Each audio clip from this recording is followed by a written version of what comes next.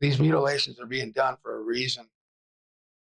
Through this investigation, we found out, and it took me 2 years for us to understand it, take it all in. And what you're going to be hearing in the next couple hours, it's going to hit you hard, man. It's going to be like, but we had to learn this all in 2 years, so it's a little different. But nevertheless, I'm just trying to be as transparent as I can, bring the law enforcement aspect into this and investigate it in a way no one else has done before, just to see what we get. Well, we got. I think my whole life has set me up for this exact thing. 1991 or 1992 is kind of when everything changed for me. It's when I received a videotape in the mail that came with no return address. And so I popped this thing in, my VCR, and it just happens to be this guy with glasses talking in front of a whiteboard.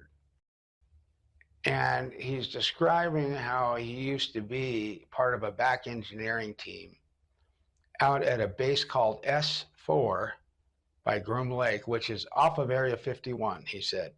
You got to fly into Area 51 and get bused to this remote hidden base that he's investigating. And he said that he has investigated downed spacecraft and recovered spacecraft from other planets. And he described how they're able to travel great distances. And I believed every word that guy said. His name was Bob Lazar. Say something to me.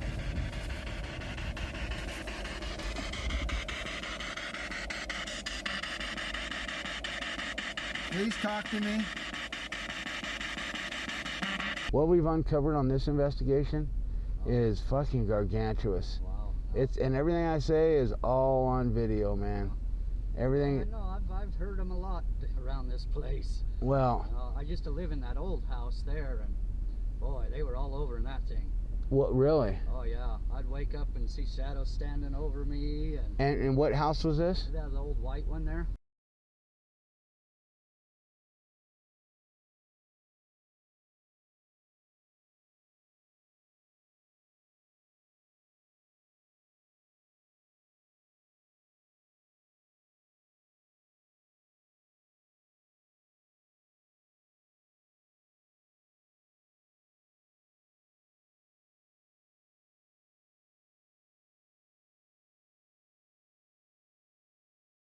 My name is Greg Feynman. I'm with UOR Investigations Paranormal.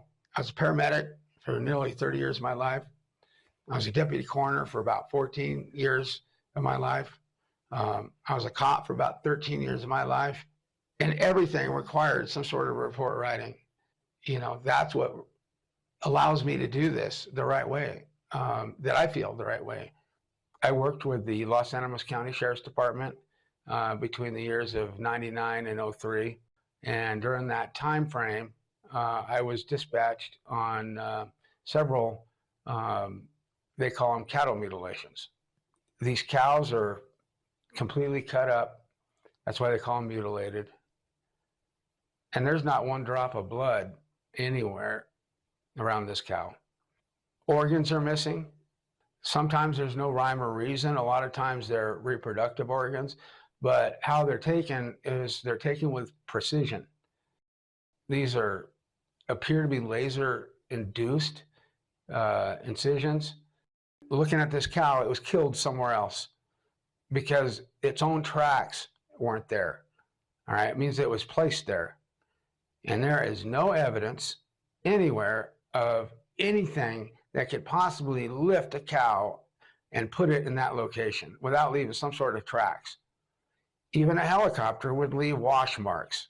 But that being said, our job wasn't to figure it out. Our job was to take photos, to do a report, no follow-up report, no investigation, no nothing, but owner information, take photos, and that's it. That's what we did on the ones that we handled. And I didn't get to investigate it the way I wanted to, and I had unanswered questions. And it stayed with me for a long time. And I thought, man, if I ever get a chance, man, I'd like to look into it myself and give it the investigation that it deserves. That's what prepared me for exactly what I'm doing right now. My whole life is actually led up to this very point.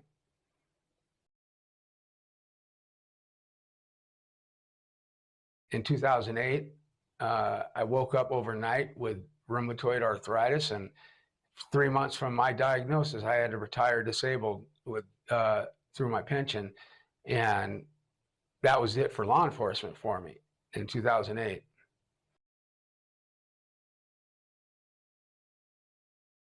Two 2010 to 2016, I left Colorado, but when I came back in 2016, and immediately when I got here, I started waking up at 4 in the morning. I don't wake up at 4 in the morning if my house is on fire most of the time. And I'm all of a sudden waking up at 4 in the morning. And I start working on wanting to investigate these cattle mutilations.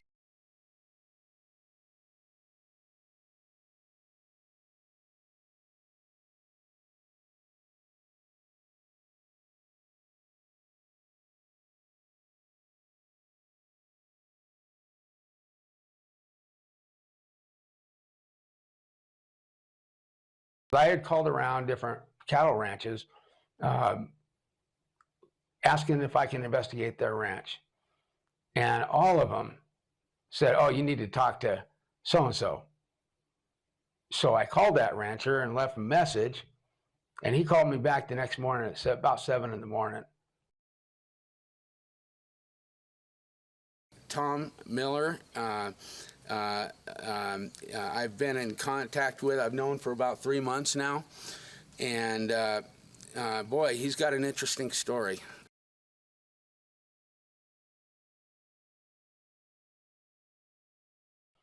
I wanted to investigate his ranch, and I wanted to do it in a way that had never been done before. And he admitted to having 16 mutilations. But the first one that I really noticed was we had the cattle out here in this patch here. And we seen one laying down. And we went out there and it was dead. And I looked at it more. And that thing had, the eyes were gone. The tongue was gone. It had a hole in the rear end. And one ear was gone. And I just didn't know what happened, but it wasn't normal. That was in 1996.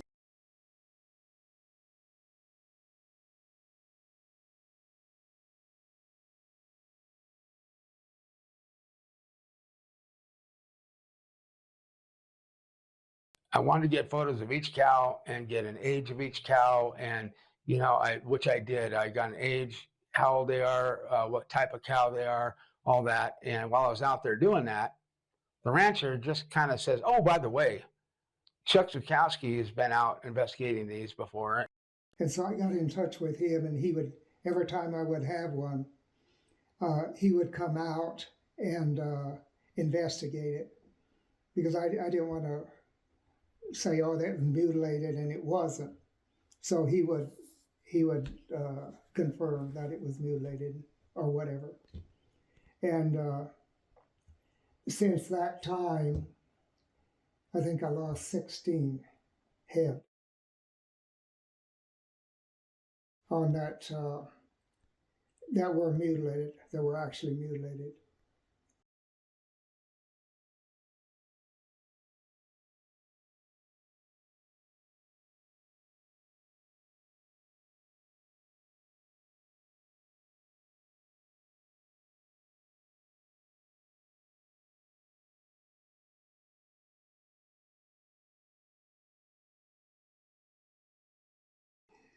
One other instance, I found two of them together, but one was her back was broke and she was still alive.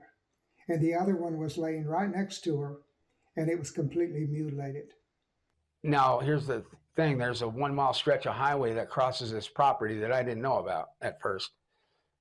And he said on that 1 mile stretch, prior to 2005, there's been 16 traffic accident related deaths. Now, when he said that, soon as he said that, that whole investigation to me changed. For being a mile and that many people being killed on a straight highway, it just doesn't make sense.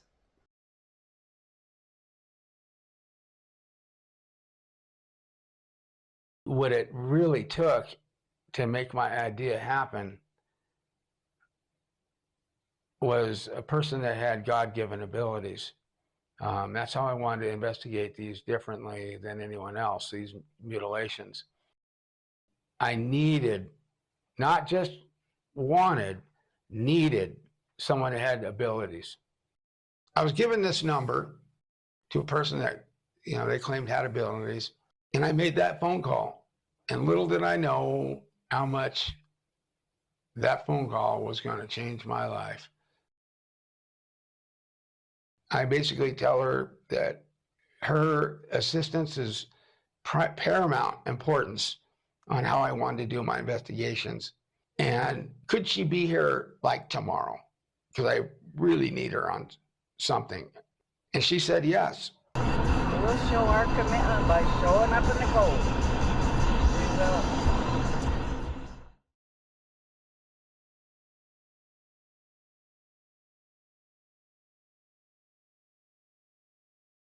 My name is Susan Gutierrez.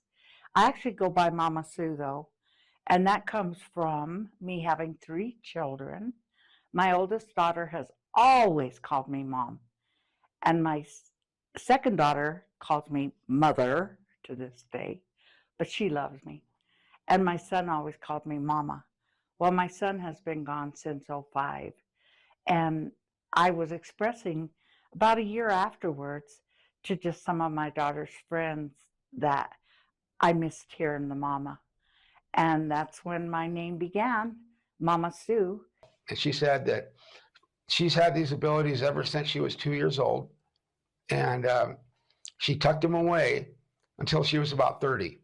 When I was a little girl, I can remember now, 3, 4 years old even, and my parents saying, Susie, who are you talking to? And I'd be like, my friend, and because I would see spirits and I would see them in their death state. And because it happened to me at a young age, I guess, it didn't bother me. It didn't scare me to see somebody with just half a face or their guts hanging out. It just didn't bother me because to me that was normal. Well, my parents getting upset about it made me just say, okay, I'm not going to do it anymore. She is one of the most amazing people I've ever met in my entire life. We were going out one night and it was cold, and Sue asked for some cold weather leggings, that I had. And so I went and I gave them to her, and she goes, I look at them. She goes, well, do these go on the inside or the outside? I was like, oh man. How they go on the inside, gosh darn it, because I wanted to say, well, honey, they go on the outside, and then go up to the gas station to get our food, and her walking around like that would have been priceless, but I blew it. I was like, no, I better not, man. That's one thing about me. I am sincerely digging. I don't even try, okay? It just happens. She gets here, and then I said, well, the reason I have you here is I'm going to be taking you out to the site of a cattle mutilation today. And she started clapping her hands, couldn't wait to get out there. She tells me that I might not want her because she doesn't know anything about cattle mutilations, anything about cryptids, anything about anything. And I said, honey, I don't want you to know anything. I said, it's what you pick up. That's what I want you to know. Because no one has tried this before. She also said she wanted more of a part in this. She wanted to be from the beginning. She wanted to be in on every investigation from the beginning all the way through it. I was like, oh, thank you, God. Like I could, man, that I'm so happy. I knew that this was something I was supposed to have done all my life.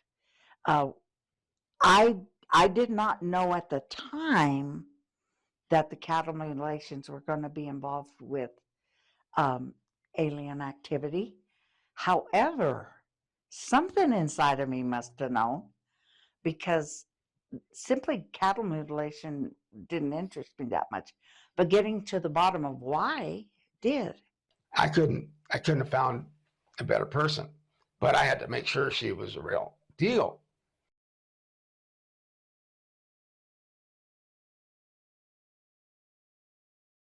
So that being said, we get out there, we walk her down to the site where one occurred, where there was bones of the cow that was killed still there, spread out.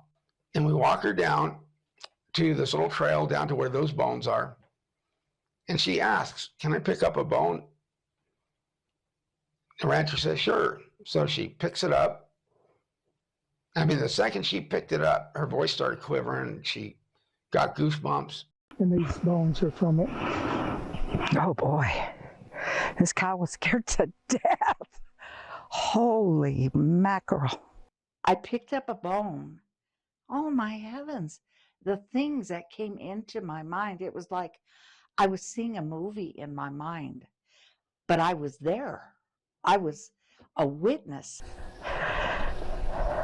My face, wow, I just got the weirdest rush through my whole face and head. I gotta admit, the very first time it shook me up. Ooh, that thing. The very first thing I picked up on was the cow's anxiety. I was crying for the cows, the way that they felt. They were scared to death. And then she says that it's a craft that comes in about 30 feet off the ground, and a light comes out and it encompasses the cow. And it's like it probably 30 feet up, stopped. This light surrounds, completely surrounds that cow.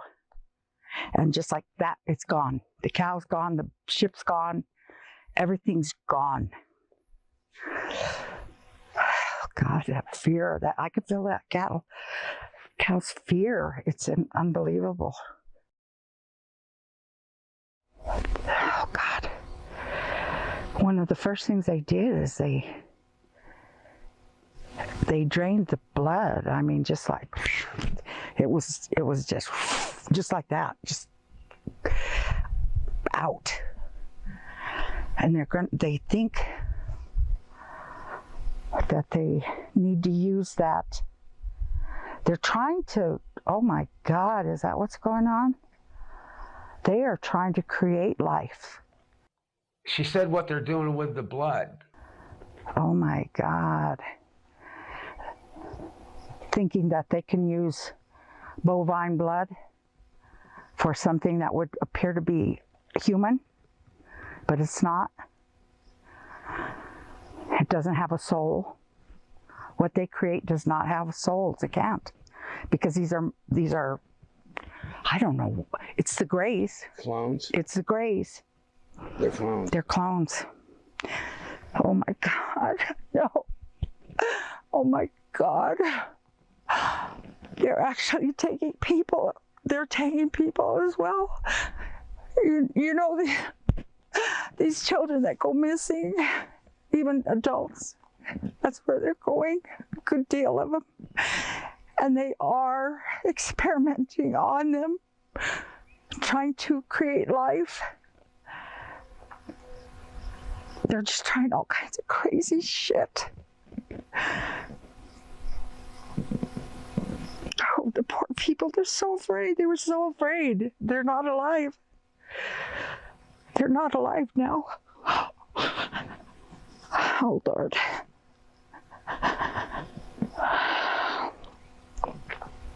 Now, to me, my first thing was I was like, they're like mad scientists, you know.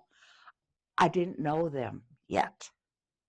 And then as soon as they evacuate the blood, they do some real quick, they take an ear, they take an eye, they do these precision cuts. Then they drop the carcass from quite a height. And that was the first reading that we got.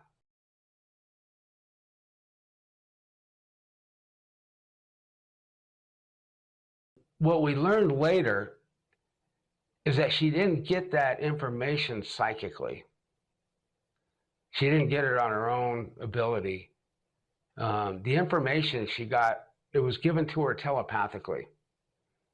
She got it telepathically. And the difference between telepathic and psychic is psychic, you get it on your own. Telepathic, the information's being given to you. And that day, maybe even before that day, a link was established. We need to communicate with you. I'm asking you to communicate with me. Speak through me. You may use my mouth. Please come to us. Do you remember me? I know you remember Tom. I know that's why you come.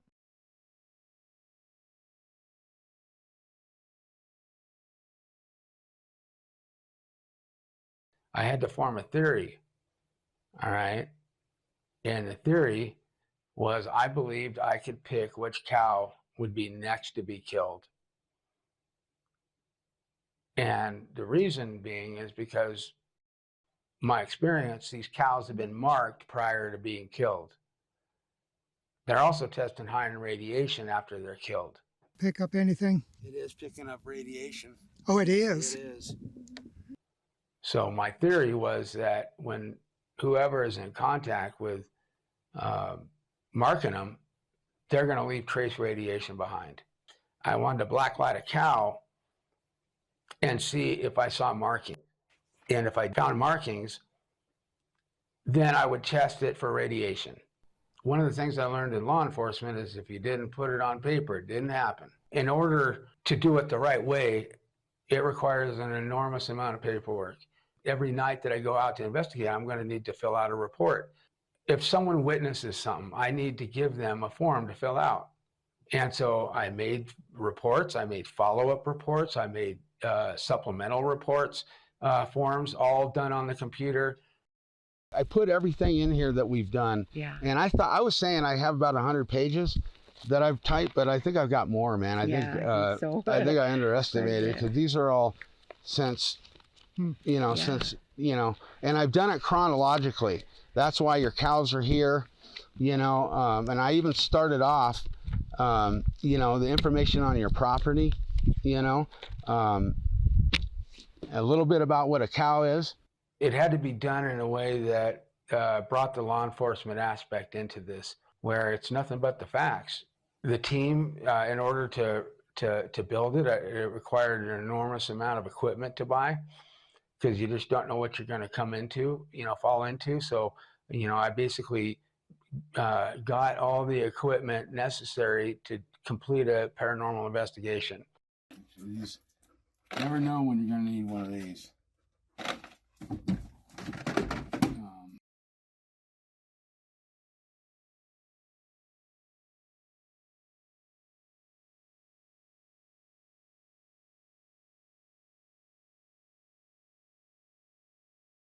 November 2nd, 2020, I received a phone call from Tom Miller, the rancher, and he says, "Hey, Greg, I just want you to know that I found a cow dead out on the ranch, and, there's not much left of it. Just wanted you to know." And I said, "Tom, I'll be there in 2 seconds." But the one thing that really, you see how the ear is shaved off. Okay, well, That's how all the others are, just like that. but the whole top part of the hide was missing. Now, I know that some of it could have been some shrinkage or whatever, but there was an obvious pattern. And not only that, there was a pattern on the left chest, like a square pattern missing. And then Tom started pointing out all the other similarities that this one had that his others had. Most all the mutilated cattle that I found that I know are mutilated, they have this hole right here where they get into the like chest cavity. Okay, and not only that, but look at what's taken too. The same thing taken around the mouth. Yeah, yeah, that's real familiar. I see that all the time with But mutilate. especially this ear. See, it looks like it's been shaved off or something. It looks different. And usually that's what they do to those ears. Just shave them off.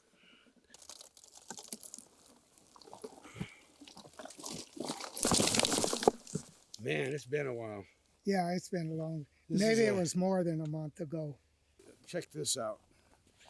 Check the indentation in the ground. That thing's indented. Yeah, it was, wasn't it? Kind of. Look at that, right there, man. It went down. Yeah, and the It's back, indented. It's all indented. especially here. Look at how Yeah. this is. Yeah. So that could be that it was dropped. And then I said, well, Tom, let's fan out. Let's see if we can find any of that hide, any part of the hide that might have been missing. Let's see if we can find, anything out of the ordinary. Well, it didn't take more than 2 seconds before Tom said, I found something. Okay, where was it now? Where'd it go? Right here. Oh, there it is. All right. That was a good find. And the bone was in a U-shaped pattern that had holes on both sides of it. So I took it to a vet, and local vet here, and had him identify this bone.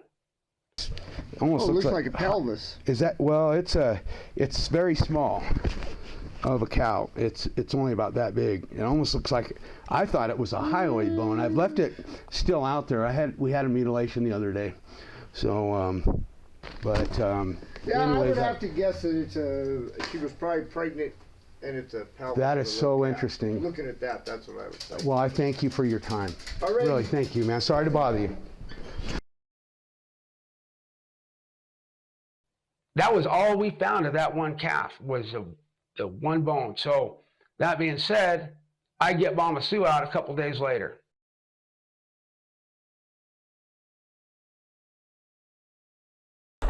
November 7th, 2020. It's 14:50 hours, and myself and Mama Sue are headed out to the mutilation site out at the Miller Ranch to do a reading. And I'm going to be recovering a bone out there that is, we believe, to be a pelvis from an unborn calf, but it's yet to be positively identified. A veterinarian identified it rather quickly by a photo, but that's not good enough for me. I want positive identification on this bone.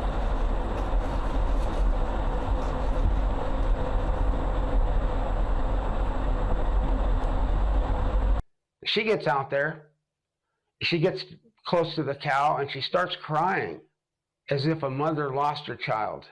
She was able to describe through the eyes of that cow what happened to it. She said that the clouds start rolling in, and when they start rolling in, they start coming in thick. The cows start getting really uptight and skittish. And she said that the cow, once the clouds came in, the cow looked up and saw lights coming through the clouds. And when they do, all the cows just scatter in every direction. And she was running away going, don't pick me, don't pick me, don't pick me, is what she was thinking. And then she got. And Sue is crying. I've never felt this before, she said, but all I can tell you is just as I feel the spirit of a person, I feel the spirit of this cow, and it's mourning the loss of its unborn calf right now. And it made me think of cows completely different after that.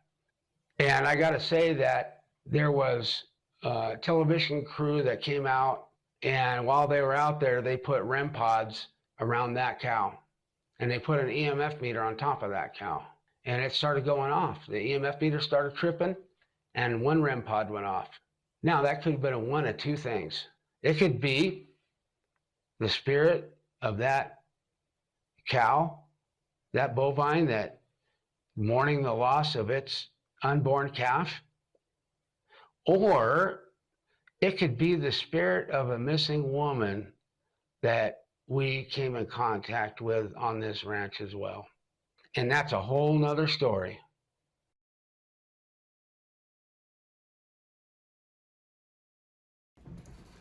Where's Susie Q at? Where's Susie Q?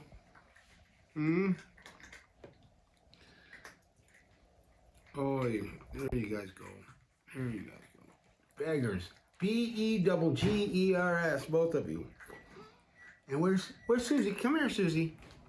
Come here, Susie. Come here. Come here, honey. Here she comes. Come here. She even likes the treats too. One day I was outside of my front porch. I felt like I was being watched. I mean, it was an overwhelming feeling of being watched. So I started recording with my camera. I just want a sign, guys. What can you do right this second that can show me? You know, like a big old lightning strike right in front of me. Oh, shit, okay. Okay. You're watching.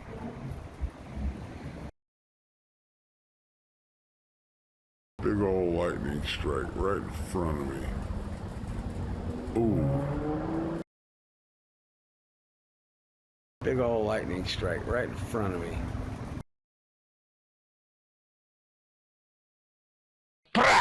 Lightning strike. Right square in front of me. I think you remember saying that Fitz friends in the sky usually come when there are thunderstorms. Any particular reason why? Well, they said the day that I got the lightning strike that they gave me, Mama Sue got at the same time I was getting the lightning strike, she was getting "We Come With the Storms." All right, and she was on her way down for us to do an investigation that night. And I called her to tell her about the lightning strike, and she was trying to tell me about what she got. And we were both wanting to tell each other what we got. And I said, well, you first. No, you tell me. And so I told first, and then she said what she said, that they come with the storms. And the reason is what we do know. We said that the craft comes in about 30 feet off the ground, but it comes in looking like a low-lying cloud.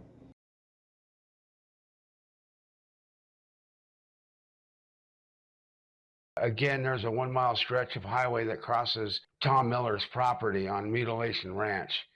Prior to 2005, there was 15 traffic accident related deaths on that 1 mile stretch of highway, one of which the rancher witnessed. You witnessed one specific accident, correct? Can you tell me about that accident? Yeah. Yeah, I was across the highway working at a corral, and I just happened to glance up, and this vehicle it looked like it was off the ground a foot or two, and kind of sideways. And it came down, and as soon as it came down, of course, it was sideways, and it spun like that, and a woman was killed there. But I don't know what happened before. I didn't see coming down. I just happened to glance up when that thing was up, whether maybe she swerved or what. But it just looked so strange. I just happened to glance up, and that thing was up in the air, and boom, rolled. Because of that, I took Mama Sue to that location to just get a feel on what we might find out there. Mama Sue, about 2 minutes later, says, "Oh, I just saw something walk between me and you. I didn't get a good look at the man, but the woman I saw clearly. She was Hispanic, about 5'5", 5'8", wearing a cowboy hat, black hair." The day that I saw this young girl standing beside me, What'd you see now? The dark outline, the whole darkness, as though it was a real person. I kept asking her, "What is your name? What is your name?" Can you give me your name? Come on, use the energy. Use the energy. There it is. There it is. See? Oh, hello. Thank you for being so cooperative. She told me, Maria Elena, Maria Elena, Maria Elena. 3 times, just like that. So I assumed that was her name. Okay, didn't get much more that night. About a month later goes by. I think it was June 24th. 2020, we went out there. Sue gets out and says, I'm getting something, but it's kind of weak. Do you have any questions you want to ask me?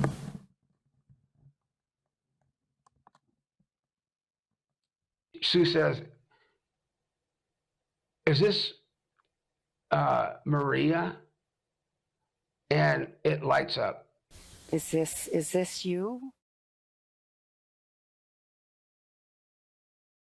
A couple days later, I'm looking through my phone and I get this, you know how you can join different groups. And one of them was a group that missing without a trace.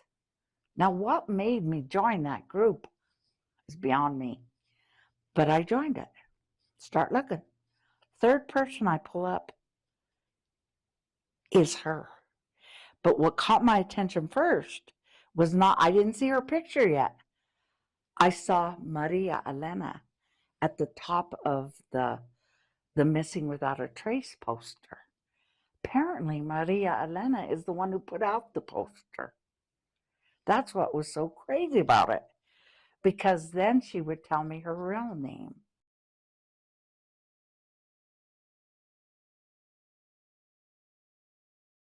So we go back out to the site armed with that information.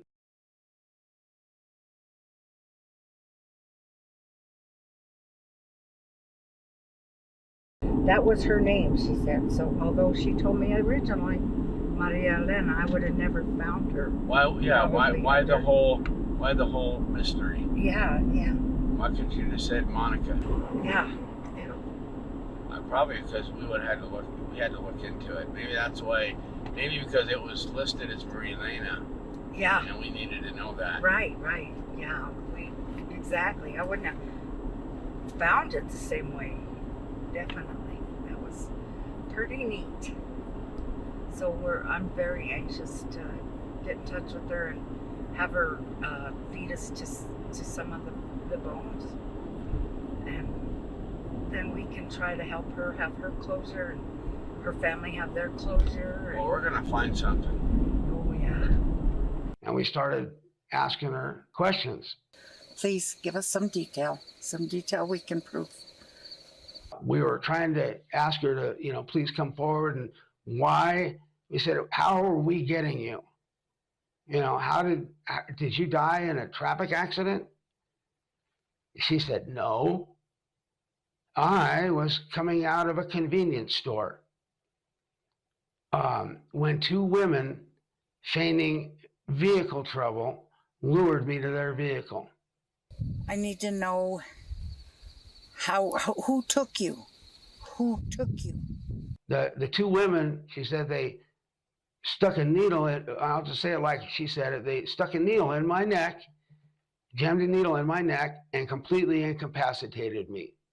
From that moment, they put me in the vehicle and they took me to a town about 15 miles from Trinidad, Colorado. And there they met up with 3 individuals. Now, during that time, they had to re-inject her with the chemical restraint.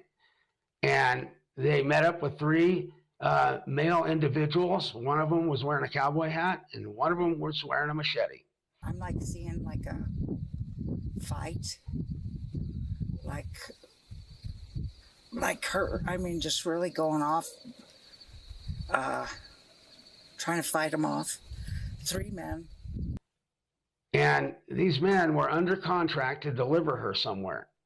And instead, they took her to an unknown location in the town and took her to like a warehouse. They killed her and they dismembered her body. Okay, they dismembered her body and they put them in black plastic bags. All right, and they put them in the back of the vehicle they had. They went right down to where we're investigating, right to that bridge, and threw her body in that river. They cut it up there and they brought it over here. But they did not, what am I trying to say? It wasn't the intention. They knew that there was going to be hell to pay. One of them even said that for having killed her, because she was big money. She was big money to somebody. For sex trade, or Yes. just like the human trafficking? Sex trade. God. Yes. Didn't make sense because the time that I was working the ranch and being out at the ranch, I never saw that river run, and it only runs when the Trinidad Lake Dam is opened up. I couldn't find anyone missing. I was still, I didn't know what to do. But then I get another call from Mama Sue. And Mama Sue says, Greg, my nephew just came up to me and told me that we had the right person but wrong name. The name you're looking for, and she gave the first name of Monica. And that's as far as I'll go. So she calls me and tells me this, and I start checking it out on, I start Googling it, and sure as heck, up pops her photo, just like the one that she saw in the missing persons photo. Went missing January 2nd or January 3rd at 18:45 hours, at 6:45 p.m. I had to figure out if that river was running, so I looked it up to see if there was a flow report for the river, and there is. And I looked it up and I typed in the dates, January 3rd to January 6th, 2019. And January 4th at 10 a.m., they opened up that dam. Now, if you do the math, either the 2nd or 3rd that they left from the state of Arizona and went to the area close to Trinidad. And from there, she was taken to a warehouse, sexually assaulted. They killed her. They had to come up with a plan and everything. And by the time they got her out there, they were just wanting to get rid of her. And it was the early morning hours of probably January 5th. And when they got to that bridge and they looked over that railing, it was over the floodplains, and they had no problem putting her body in there. I can see how that fits now. Now it fits. Now I've got to hear myself. I've got to call that police department and tell them what the information I have. Listen, I can hear myself telling the story. I was a cop. I was very disappointed in the reaction that I got. I told the detective everything I just said, and he said nothing I said was actionable. And I told him, you can't use the word actionable on me. All right, that's just a $5 word for you ain't gonna do jack shit, huh? It was up to me. I started trying to get down into that creek, but I was having a hard time because I was disabled. Well, I think that will be best. We'll both put on boots. We'll go up there, and then we'll walk down. And then when we come back, we'll have to walk back up to the vehicle. That's fine. Then we can look along the bank as we're walking back up. Okay. Hey, what's up, Greg? Hey, Dan. Well, it's funny you called because I'm out at the waterway right now. Me and Tom are, and we're going to be walking from the bridge as far down as we can. Yeah, Right looking on. for body parts, man. So I can't wait for right now. I mean, when everyone gets here, we'll look again, with more people. But I don't know when the next rain's going to be coming in, man. And all it takes is one good rain, and this river is back up again. Right, right. And that's exactly what I was thinking when you were talking about a grid search. It's like, well, maybe just do an initial survey first, just down the river, because you might spot something just an initial survey, before you actually do an actual grid search. Well, yeah, that's the thing. I thought maybe it's as easy as just going down there, right, and looking, because they're in trash bags, and we're talking about a whole body. My name is Dan Lindholm, and I've known Greg Feynman pretty much all my life. It's pretty amazing all the intersections that have happened throughout our lives. He has a similar field as I do, where he investigates Sasquatch. So about 10 years ago, I started this YouTube channel called Big Truth, and I got hooked up with Mr. Ed Brown. We were rolling, doing lots of interviews with famous people in the Bigfoot community. A lot of people in the Bigfoot community are familiar with the name Big Truth. Because of the projects he was working on and stuff, I thought maybe I could talk to him and get some pointers or whatever, and I need some, help. Matter of fact, one night we asked, Dan asked me, next time you guys are out with Fitz, talking to him, ask him if they're interdimensional. So next time we were out there, we asked them, and we didn't get a response right away, but we got a response later. Sue called me, and she said, Greg, we got an answer if they're interdimensional or not, and we also got a bonus answer. Yes, they are interdimensional, Fitz. And they said, so is Sasquatch. And we have relation. Little ways into this investigation, when we were getting close to the Monica area, a section of it, and he had told me all about how she had contacted this woman out there, and he told me the name that Maria Elena that they were looking for. And for some reason, at work in Medford, Oregon, I stopped at the little corkboard where they'd hang, for sale or lawn care or whatever signs, and there was a missing persons poster up there. And at the time, it caught my eye because I was wondering why the poster would even be like in Oregon, because it was so far away where she disappeared from. But I thought, maybe it's a national thing, or, for some reason it caught my eye, and I read the whole thing. I read her name and age, and it hit me it was really sad that she had disappeared. And then he tells me that they know her body's in that river or in that riverbed, and that they are out there trying to find her body.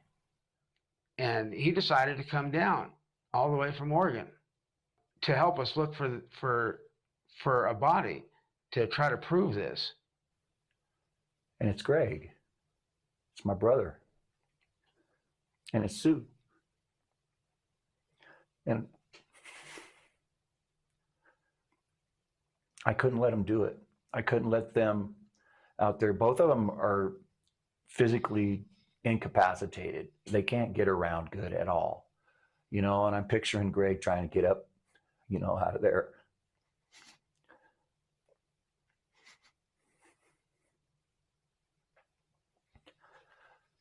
Anyway, I felt a need to come help him. So I made a plan, and I took some time off of work, and I came down here specifically to try to help him. Sorry.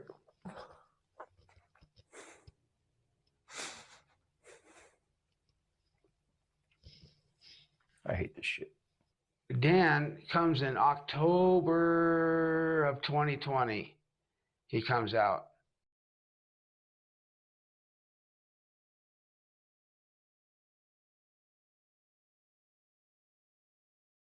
You don't want it? It's good. I don't like bacon. You don't like bacon? It's becoming more and more evident that Bigfoot and some of this paranormal stuff are somehow connected, because they just always happen in the same places. Or it could be as simple as, like, if it is some kind of a portal that's involved, the Bigfoot is somehow just attracted naturally to the portal area and then these other things are all happening because of the portal. You know, it's just wide open. You have there's theories everywhere. Nobody knows. Nobody knows. You know, that's what this is. This is groundbreaking because if we can create an environment where this psychic, it's undeniable what she can do with this murder case. If we can come up with a body, then her abilities are going to be at that point undeniable. That's right. And then when she tells people what she's learned about the aliens and that, it's gonna be substantial. It's gonna blow people's minds. It's gonna be a really big thing. Things open. Immediately when he gets here, we start having experiences. Greg takes me downstairs and starts showing me all of his equipment. And he's going through one and then the other, you know, showing me his cool like boom mics and all his different cameras.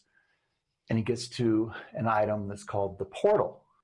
And it's a device that plays messages backwards, and the spirit supposedly can pick which one best represents their voice. That being said, I turned this thing on, and just as I was turning it on, Dan had made a joke. And I just said, you know, unless it's all bullshit. And I was talking about the case of the missing woman and whether Sue's psychic ability was, you know, for real. And I was just playing devil's advocate and making a joke. And just as he said that, right out of the speaker that I'm holding on to from the portal device, clear as day comes, "Oh, I think not." A woman's voice comes out of the portal and says, "Oh, I think not." And I was like, whoa. And Greg's all, no, we got to put it away. We don't have Sue here. She needs to be able to tell us what's going on and what we're talking about. And I was just like, oh my gosh, I've never, ever experienced anything like that in my life. It was freaking crazy. You know, and from that moment, Dan felt like he was being held on to his, like someone was holding on to his shoulder. I took a photo of Dan while he was in our living room, and man, right in front of him, there's this huge, I mean, it looks like this big, like, looks like an orb. So after we were downstairs and we had this experience, we came upstairs and Greg started showing me all of his reports and all the pictures of the cows and everything he had so far. And we came to the missing persons picture of Monica. And I was stunned because somehow, some way, that was the poster that I was looking at in Medford, Oregon, in the hallway at my work. Now, I don't know how that happened, but somehow I was given a heads up. It is October 12th, 2020. It's 16:07 hours, and we are at the bridge, and we're looking for remains. Dan has came all the way from Oregon to be my legs and to find her. All right. What do you think, Dan? I'm here to find a body. I think it's going to happen. I feel real confident. This waterway is not very wide right through here, and it's lined with trees. And I just have a real good feeling that I'm going to find something caught in those trees. And how do we know about this? It's psychic. And that's what all this investigation is based on. This is kind of a do or die moment to give this person who may have extraordinary powers true legitimacy if we find a body out here. All right, man.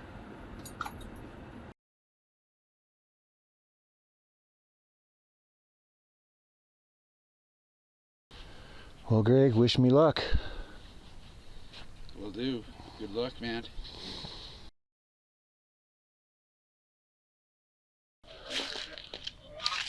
Have we gone far enough, or did we go not far enough? Not.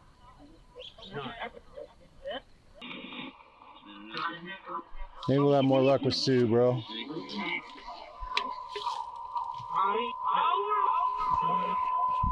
Big truth out. If I ever meet them face to face, that I will kneel down, and because I just want them to touch my head. Yes. I want to touch that hand. It's out of respect. I don't worship him. No, not like but God, I respect him like a almost Queen of like England or something. like a near God kind of thing. Not a God, but like But it's just the respect of their knowledge, just showing, hey man, you are far greater than I am. And hon, I've done everything I can to make people believe that you're down here. Yes. You know, I've made all the authorities believe that you're down here, or that I've told them that you're down here, and you know the trouble I've been having trying to get help. And this is us. This is help. This is it. I am the help. Help me. Yeah. Me. Help you. Yes. Please. You know, we just want to help you so bad. So bad. Here's the thing. Just because we find a body part, I mean, she can cross over whenever she wants. Oh yeah, I mean, there's no. She has to go there. Yeah. It would just help us to get put her family at ease. I mean, you don't have to cross until you're good and ready, girl. I will be available to you anytime that you come to me and let me know that that's what you want to do. There she is. Hey, baby. Okay. Thank you, honey. Come a little harder. Grab it a little more. Give me a hug. I'm sorry, hon. I'll back off. It stopped. Oh yeah. Good. Oh, thank you. Thank you, honey. That was awesome. Yes, Hon, I'll back off. Hon, I'm sorry. I'm so proud of you for That was doing awesome. that for us. Thank you. Thank you. She was just showing us that she understands what you're saying. Yes. She gets it. Yes. She gets it. That was awesome. Yes. Praise. All of a sudden, I just saw thank flashing underneath my eyes down there. I looked down and it's just flashing away. Yeah. It wasn't even like solid. It was just like flashing. Yes. Yes. Hon, thank you. Thank you, honey. That's what we Thank asked her you. for, and she did it. Thank you. Thank you, Kika. You know, I'll sleep better tonight. Me too. All right, because I know you're with us. Yes. And we're going to find you. I'm looking Gonna forward to find spending you, some honey. time with you tomorrow, Kika. And we're going to find you. Hon. Yay. Yay. This Take is a almost nice over little for you. walk together. And I never thought that maybe you didn't want to cross yet. But honey, that doesn't mean you have to go. I'm so glad you thought of that, Greg. It's sad what happened, but what's waiting for you is so superior. I mean, whew, there she is. Yay, girl. Right on, girl. Right on. You're such a good girl. You're such a good girl. Thank you, honey. Oh, I can feel you on my shoulder. Yeah, see? She likes men of your height. Yeah, she's very attracted to you because one thing, your height. Other things as well, I'm sure, but you're just the right to drape herself.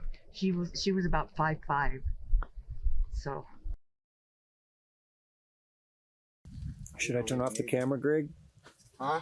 Should I turn off the big camera? Yeah, go ahead and just pause, stop it or whatever, yeah.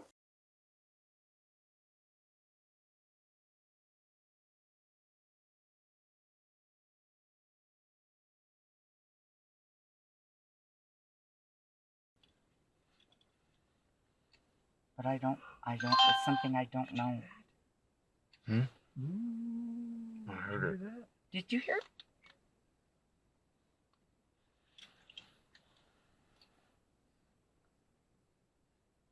We may be getting our Bigfoot experience, guys. We may, because I asked for it, honey. I asked for it. There's Bigfoot in Colorado. It's not like Are there known to be Yes. here? Okay. I wasn't expecting Bigfoot out here, but when I heard those big footsteps, you guys, that's totally where my mind That went. was, yeah. I wish I'd have heard it. All I could hear was the heater. It didn't sound like elk because they move with 4 feet. Right, right. It sounded like bipedal. Bipedal. And it I couldn't do have been know. more than like 30, 40 feet behind the car. And I do believe that somehow the spirits and Bigfoot and our friends, they're all related somehow. I don't know what. We were just talking about that today. Yeah, I don't know what it is, but they are. I know that. It's becoming more and more evident that Bigfoot and some of this paranormal stuff are somehow connected. So you really do sense something? I that do. You don't I feel, do. that you don't know? It's, I don't know what it is. It's something different than anything I've ever seen. But, and it's a master at hiding. Dude. Yeah. When she said that, man, that just made my whole head tingle. Yeah. Because that now I know what we got. Mm-hmm. Holy shit. Mm-hmm. We need to get out. Well, Let's do it. Just trying to find the handle. Let's do this. I didn't want to alarm you, but I'm going to go ahead and do a couple little whoops, all right? Yes. Yeah.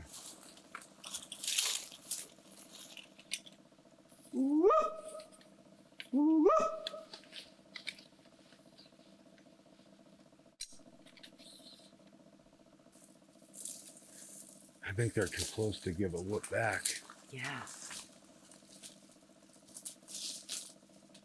So we would just like to hang out with you, you know? We want to be your friend. Let's get back in the vehicle and just see if it happens again. Let's do it, because it's cold out here. I got one thing. It asked me, who are you? How do I answer that? Huh? Your friends. Your We are friends? friends, yes. We're friends. In fact, I think our mutual friends may have arranged this. So please, feel free to step forward. I'd like to know what you would want us to call you. Because I have a feeling you don't care for the term Bigfoot. So what should we call you? What would they call you where you're from? Oma? Did you say? When these things come through, this telepathy, it's not so much words as just feelings, emotions. It's like you get the gist of what they're saying, and it like becomes English words in your mind, if that makes any sense at all. Now I hear grunting. I don't think it's, you guys can hear it, but I hear a series of like that, deep. I can't even get that deep, but I don't know if that's trying to say yes. I think you might be, if not exactly that, it's something very much like that. We made contact with Monica tonight, and Monica warmed up to Dan tonight.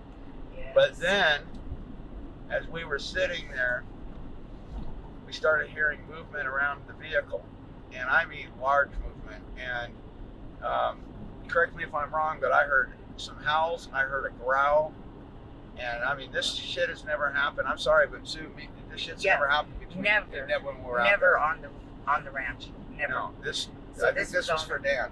Yes. This was for Dan. We're in contact with the Grays. All right. We came in contact with Monica on this ranch. And now we're coming in contact with Sasquatch on this ranch. I mean, it doesn't even seem feasible. It really doesn't.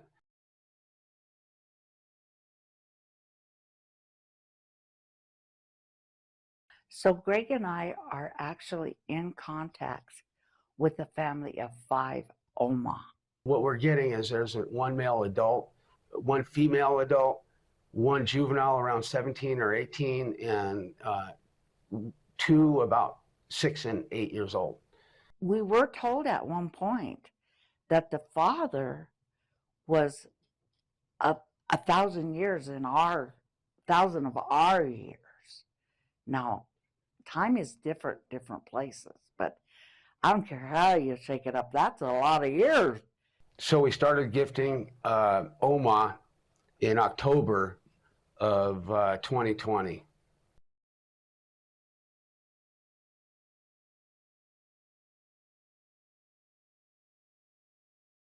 Dan's got bag of apples.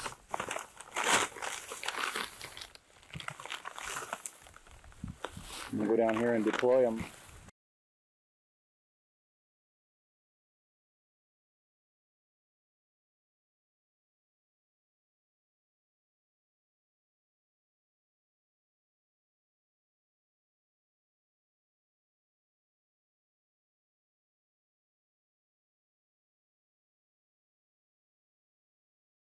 All right, here we are. Hello. At the place. Gonna go check the apples that we just put out here a couple hours ago. Just, you know, odds are they haven't done nothing here, but thought we'd just give it a check. Let's see. Oh, they're still here. They're still here. Like I had said, we haven't given them hardly any time at all.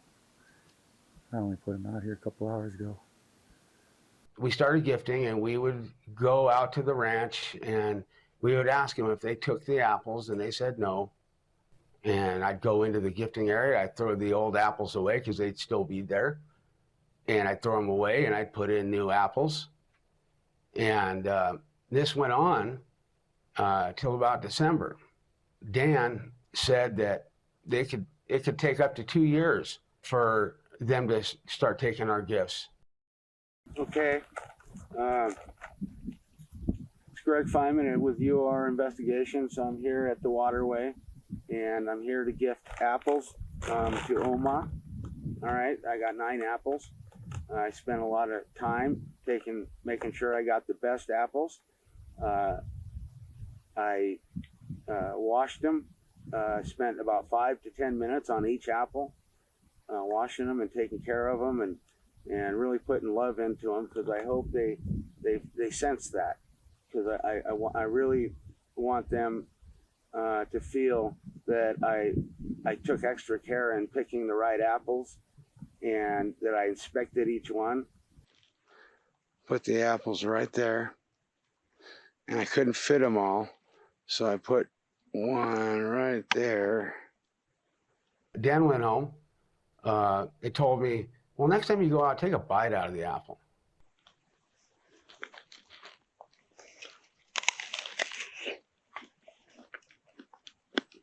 Oma. Oma.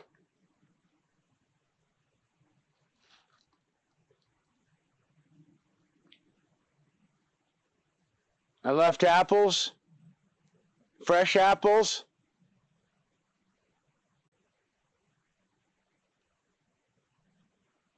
I love you guys. And I'd only give you good apples. I took time making sure they were the perfect apples. And at first they wouldn't take the apples. At first they didn't, I don't know, they probably just weren't sure. But then after Greg took a bite out of one, it was like, well, I guess it's on. Give me a good experience with Oma today, Lord. I ask all this in your name, and I pray. Oh, one other thing, Lord. Please fill my friends in the sky, fill their love, their hearts and their bodies with the love that I know you can give, Lord. Please do that for me. They deserve it. I'm here to gift apples, and I'm going to play some music for them and just see what happens. And I'm not expecting anything really magical to happen today. I just want to gift them apples. I was supposed to do it earlier, and I haven't, and not been feeling up to it, and so now I'm here. So I'm gonna leave everything recording. So I went into the gifting area, and there was no apples. Going down there right now.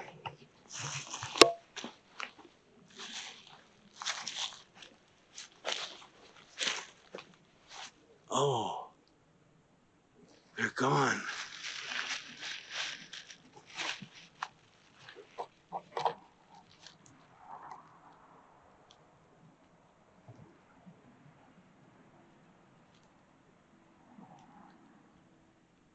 There's nothing there.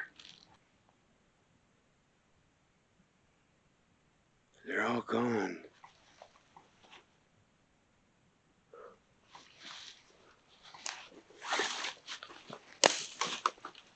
Even those.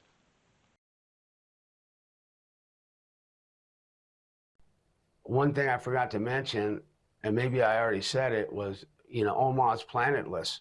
Fitz has let us know that Oma is serving them not because they have to, but but out of gratitude. When Greg started this investigation, I thought it was all about Mutilation Ranch. I thought it was all about the cattle mutilations. And that's where I thought it was going to end. Now it's like the story of everything. And it's all encompassing. I don't even know how to describe it.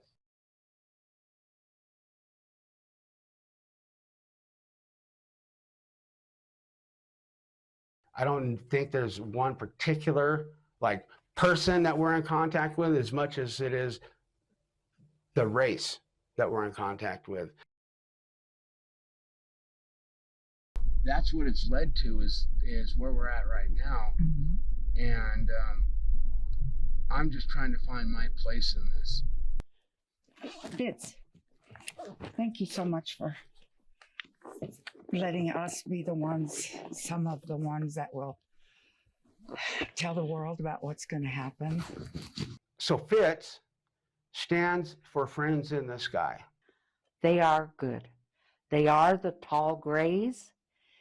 And it just upsets me when I hear people trying to make them sound like they're so evil and bad. They're not. They're not. What we do know of them is they're full of love and compassion. I asked Mama Sue to please ask them what we can call them because I don't feel comfortable calling them the Grays. So we asked them, what can we call you? Well, Mama Sue picked up to call them Friends. I think right now, I think Greg would like to talk to you. Can you tell some of the things on your mind, Greg?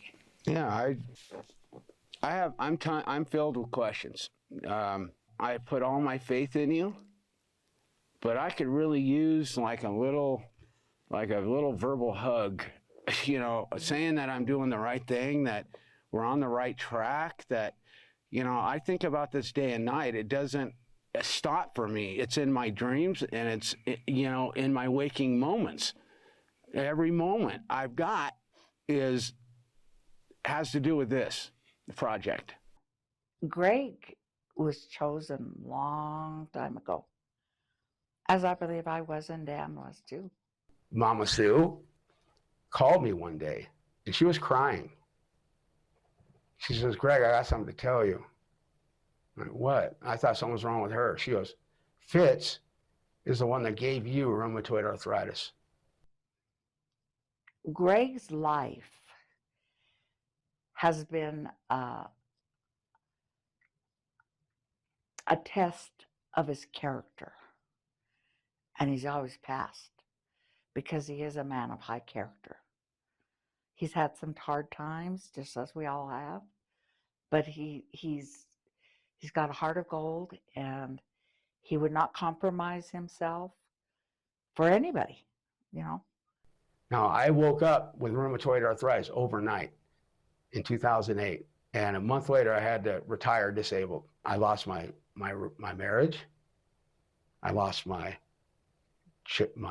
career. I lost my house, my cars. I lost my dog. All right. I lost my dog. And she said that they did it to teach you humility. I had to learn humility. And I had to find the Lord, those two things. You had faith in me, and I'm grateful for what you did. Yes. And showing me humility and teaching me humility. I needed to learn that, and I am a happier person with myself today than I ever have been.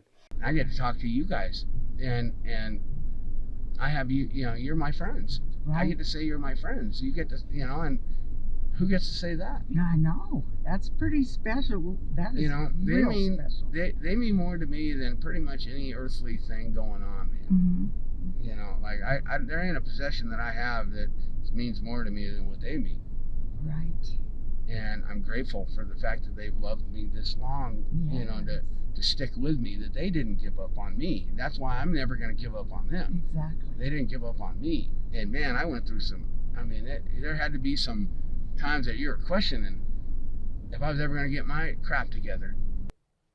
They told us about time and how they can manipulate time. All right. And it came to me, this graph that they told me to make. Fitz tells me to do things here and there. This is relation to time and space, and they wanted me to do something that represents how they can manipulate time. I don't know exactly how, but they do it. But how they're showing me how it's possible. Okay. And it started off by having me draw this. All right, this represents time. Time, they said, is not linear. Time fans out in all different directions. All right, it doesn't go. I mean, it also. But if you see this, you'll see a pattern, and it seems to be heading that way. All right, but just because I do this doesn't mean I know exactly what I'm doing. All right, it's just what they're telling me to do. And then what I wrote on the back is these numbers are for our benefit. The numbers are only here so we can grasp the concept of how they can manipulate time. If you look at let's just pick anywhere. Let's just pick, I'm just gonna go point right here. That 11 right there, that box. All right. Now that 11, if I was to take everything off of this, all right, all these numbers away, but I put that 11 there, this whole thing would be the same exact paper. It'd be the same. But see, the thing is, you need to know what that number is, all right? Be able to pop in. He's been my friend my entire life. There is no way in HE double hockey sticks that Greg Feynman came up with this. There's just no way. There's no way. This is really complicated. So what you're saying is, I'm just saying this came Greg from was never somewhere really else. known for his like, hey, let's talk about math. Yeah. No. And I'm just saying that, I mean, I don't think anybody that I know could have come up with this, but most especially Greg Feynman would not have come up with this. This came from somewhere else. I can vouch for that. They said that. Guaranteed. They said that time travel, that accessing your memory is a rudimentary form of time travel. Right. And that time travel is accessing the Earth's recordings. And we know that the Earth records because there's such thing as a residual haunting. Now, in this dimension, it goes, you got the word spirit, all right, and you flip it over, nothing, all right? Well, let's say you record something with a little more emotion, a little more anger, a little more, I don't know what it is, maybe anger or emotion or whatever it is, but whatever it does, it embeds it in more, and when it does, you turn it around, you can actually see it bleeding through. And it's bleeding through not only this way, but in a mirror image. And it's just barely able to seep through. You're able to see it just a little bit. And that's how a residual haunting works, you know. But it's all because the Earth records everything. And I don't know this stuff. This is what they're telling me. And when they take me, all right, what they're able to do is break into my dimension, all right, our dimension, and take me into theirs. When they put me back in the same second that they took me, all right, because they're not coming from our time.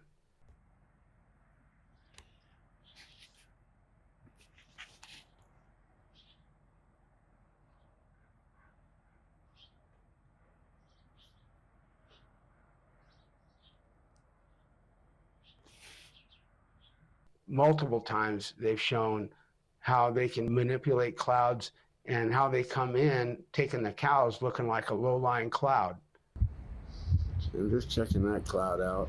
It was a little denser before. It's kind of odd. Fitz said that it's more important now to be a good person than ever. All right. They've told us some things that's going to be happening. Soon, we believe that Fitz, or they've told us that they have one collective thought. So when you're talking to one, you're talking to them all.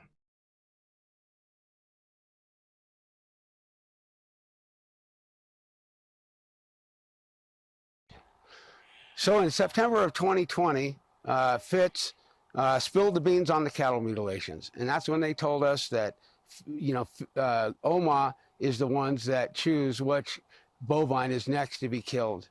Well, that being said, we were on top of cloud nine, me and Sue, that they told us that.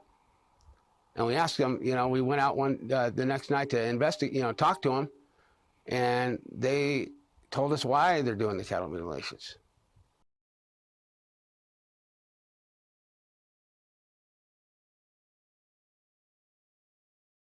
In order for anyone to listen to us, all right, something has to happen that gets everyone's attention. And I believe Monica was down there for that reason alone. Because nothing on this ranch happens by accident, Tom. Yeah. If you can find those bones, or if they can bring them up to you or something, that's going to break everything. Yeah, and they know that. I know they know that. We feel like when all this story comes out, the whole story, that her bones will then be found. And that's so important because the girl is not at rest.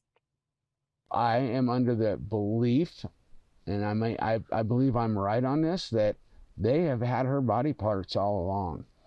And that when they went in the river that night, they took possession of them. And that they're going to release them when they are ready for this to come out.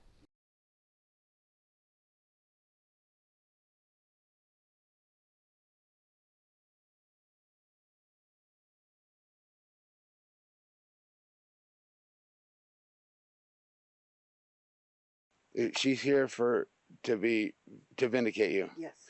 Okay, but we don't. So we're gonna ask our friends when is her body going to turn up? Am I on the right track? Do I need to keep going looking for answers? Because everywhere I'm going is turning up snake eyes. We're not here to solve her murder. No. I know we're not here to cross her over. I know that we're here, all right, for this message, and that Kika's role is to vindicate you. Yes. We know what we're learning what our role is. But what is our role? Why are you telling us? What are we going to do about it? Exactly. How are people going to listen to us if we can't even get people close to us to give a shit about what we're doing? People won't listen to us. But with Kika's body turning up, yes. You know darn well this is going to go nationwide if her body turns up. Yes. Just please. And when are they going to give us visual confirmation? Yes. Ask that. Oh boy, that's a biggie. We want so much to see you. We want so much. And it's not we. All right, if we're going to get this message out, we have to have the best UFO footage ever. Of them in the sky, and that we have contact with them. That's right. We got to do that. Yeah. If they want this message out, that has to happen. Yes. And it's not because I know they're here. I don't need that. But people need to see it, and they know that people are going to need to see it, and they're going to be asking us questions. Yes. They can believe. They can believe because if it's coming from me, it's believable. I think my battery died. So we all got here. We're here to film this documentary and try to tell Greg's story from beginning to end. Well, there is no end yet, from beginning till now. And the other night we had to do an impromptu investigation right here inside the house. We weren't planning on it. I took Sue over to the computer to show her a video I had taken just a couple days prior when Greg and I were the only ones here. We went out to Mutilation Ranch and we had some activity where Monica had our K2 meter going off, and we just wanted to show that footage to Sue. So we're over there, and Sue and I both at the same time started getting dizzy and disoriented.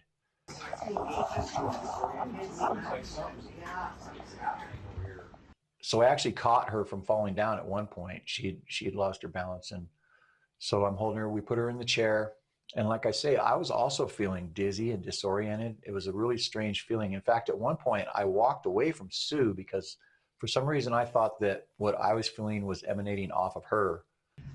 Weird. I don't like it. I don't like it. And they, Yeah, I did have a vision. Do you need something to drink? I had a vision before coming here of a different type of an alien that looked like a bug. It looked like a bug. I don't know how else You to had a explain vision it. of like an alien tribe, but it had eyes that were up here, like detached, but up here. Does that make sense? Is there something like that? Have they seen something? Like an insect. It looked like an insect. Oh, sorry. I don't know that means anything. I'm just saying, why I had that vision, I don't know. I feel like I need to get away from Sue for a second. Just Yeah. I'm scared to stand up because I'm so unstable right now. It's not changing it though. And this caused some alarm with everybody in the house, and we went ahead and pulled out the equipment. We got the spirit box out, and we're listening to it. And whatever was here, kind of aggressive, kind of abrasive. Right. I hear you. Again, hear me. You're here. None of us fear you. And you just need to step forward and talk to us. I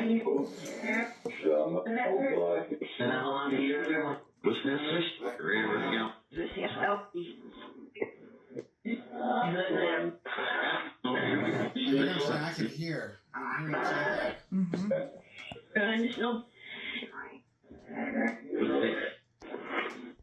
Who is in this house? You've got to touch this device that I'm holding in my right hand to let me know that you're here.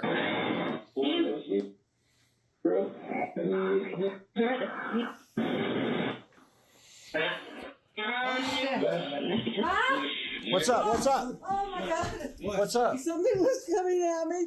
Oh my God. I've got you. I've got you. Stand back. Nothing's allowed to touch you. It ran at me. And it had red eyes. We've got you. Please, dear Lord. Protect us, Father God, with your. And Sue was attacked by something that came flying out of the corner and through the living room and into the dining area where Sue was. And Sue turned with horror on her face. She says, "Oh shit." And she turns and runs into Ryan's arms over in the hallway. And Ryan caught something with his camera when he flipped around to catch her.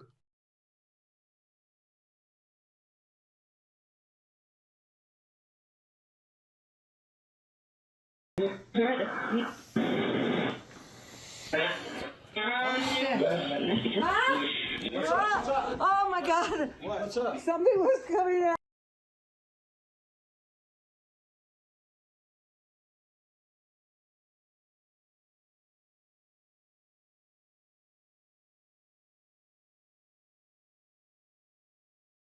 Well, as my buddy Ed says, I don't put much credence into orbs generally.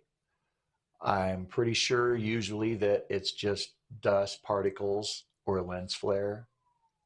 And most of the time when I see something that's presented as an orb, I can see right away that it's not. But because of the way this thing moved so independently of the camera, it's very, very compelling. Whoever this is needs to touch this device that's in my hand right now. How come you're not stepping forward to me? Why are you not stepping forward to me? I'm the reason all this is happening. It's because you're the lifting too. You have the biggest antenna that they can see. Yeah.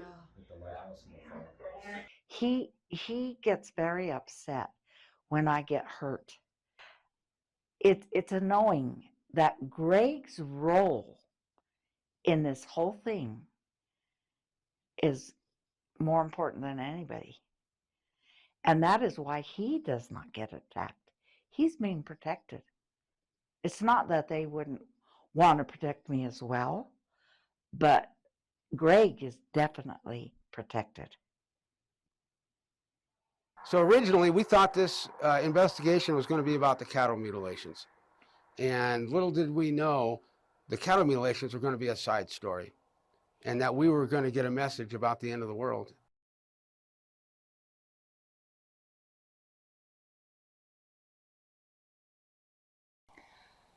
When I first found out, I just want to throw this in there, that the world was coming to an end, I did go into a state of depression for about a month. I did not leave my home. I did not speak to anybody.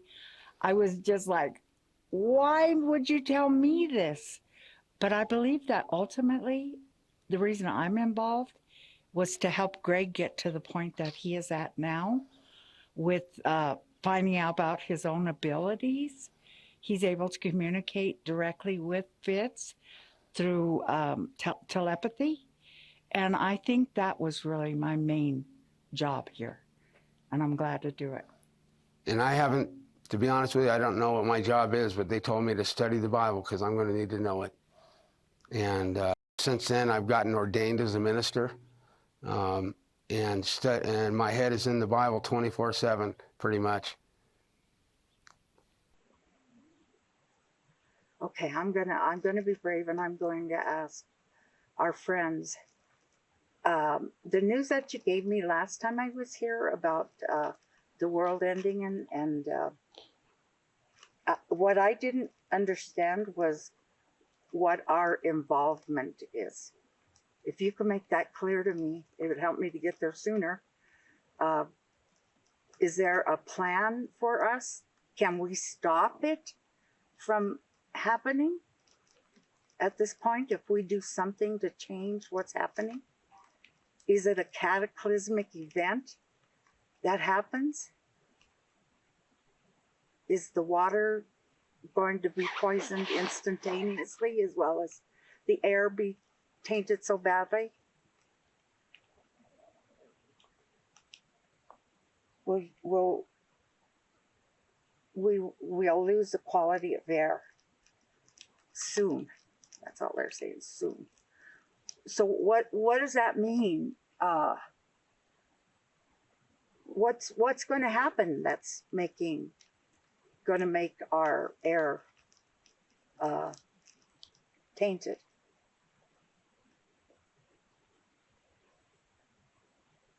There are so many things that our fellow man is doing right now that are secret experiments, and it could happen anytime. The quality of air. Did I see correctly when I saw a visual of us walking, everybody walking around with breathing machines? Yes. It's done by an experiment? Yes. What are they experimenting with? What are they experimenting with? Chemicals. Oh my God. They are actually thinking of a chemical warfare. Who? Our government. To who? To who? China.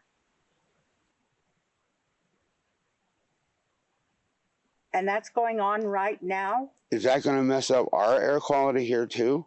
Is that going to mess our air quality here too? Everywhere on Earth. When they do it there, it's going to mess everywhere up. Yes. It's chemical warfare, and all they have to do is let that out, and man, it'll spread like like wildfire. What's their goal for doing that? Yeah. Taking, getting rid of China? Yeah. But it's going to end up killing all of us. Yeah. Yeah. Yeah. This could happen very soon, is what they're telling me. Anything? Just tell them. That's fine. Tell them what you got when they said the world's going to end, and then they stopped giving us information. So they give us this, and they give us this information in 2 separate investigations. The first night they said the world's going to end as we know it. Life will be over as we know it. It's over. And then they soon. went on to tell me that the world was going to implode, and they gave me a visual, and I mean, it shook me up. Something terrible. The actual earth as a ball like this will then be like a crumpled piece of paper with nothing being able to live on the earth again. And it is biblical that the earth will be destroyed. So when they told us that, they basically, I said, well, what's our job then? What do we do? Do we tell people? No. Tell the right people. Tell them what? Well, tell them that to get right with God, to develop a personal relationship with Jesus Christ, because that's only going to save them. And I said, well, what am I for? I mean, what you said you chose me for this. For this? They said, no, you're for later. You're for later. And after this event. That's about all they've told us so far as what Greg's part will be, but it's big. And they also told Sue to tell me that they're going to make it up to me for getting me sick. They told Sue, and they not only told her, they showed her. They took her and they took me one night. Again, they've taken us a couple times together, and they showed Mama Sue the body that I'm going to be going in, that they're going to be putting me in. And she said it was biological, that she got to touch it. And she said, but when she touched it, she could feel that it was skin, like it was real skin, but that under the skin it felt mechanical, so to speak. And she said they're going to be putting me in that body.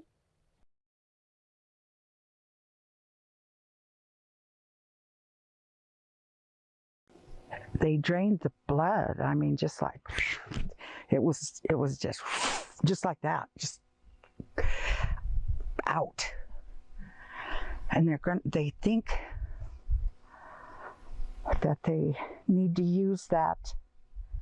They're trying to, oh my God, is that what's going on?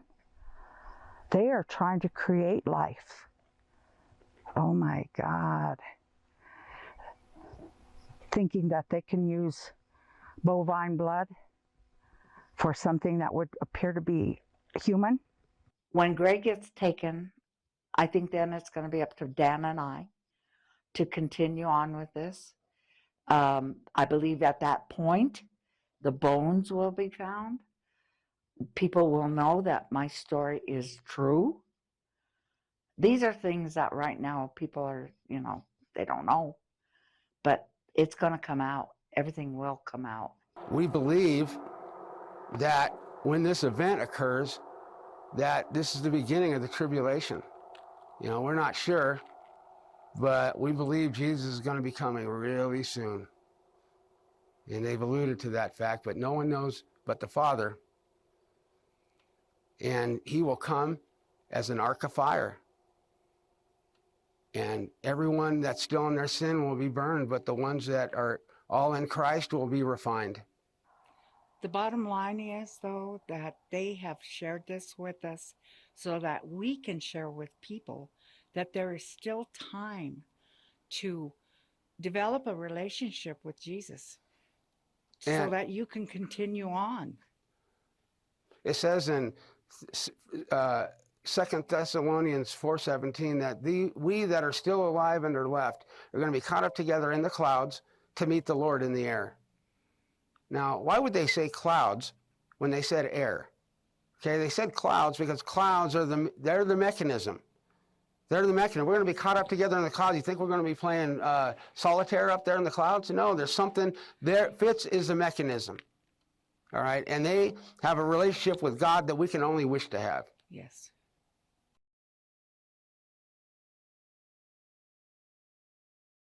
There's still time to get right with God. And if you do, you might be one of the fortunate ones to make it to the new world and at least to heaven. I mean, you can't go wrong either way. But it's time to start living life right. And that is the bottom, that's the message from them.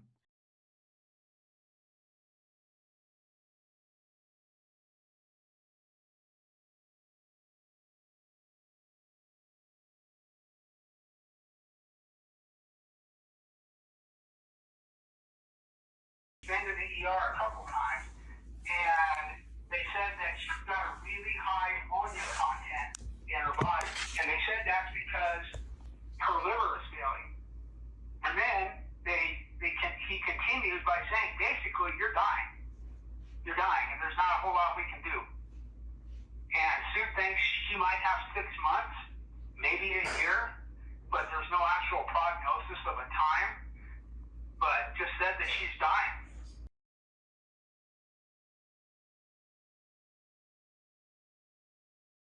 Well, what is needed is we have to go back to Colorado and we have to find Monica's remains. So that is what happens next. Guys, we are going back to Colorado. We are going to find Monica's remains. Because finding Monica's remains is the only thing we need to prove everything that's been said so far in this entire film is accurate.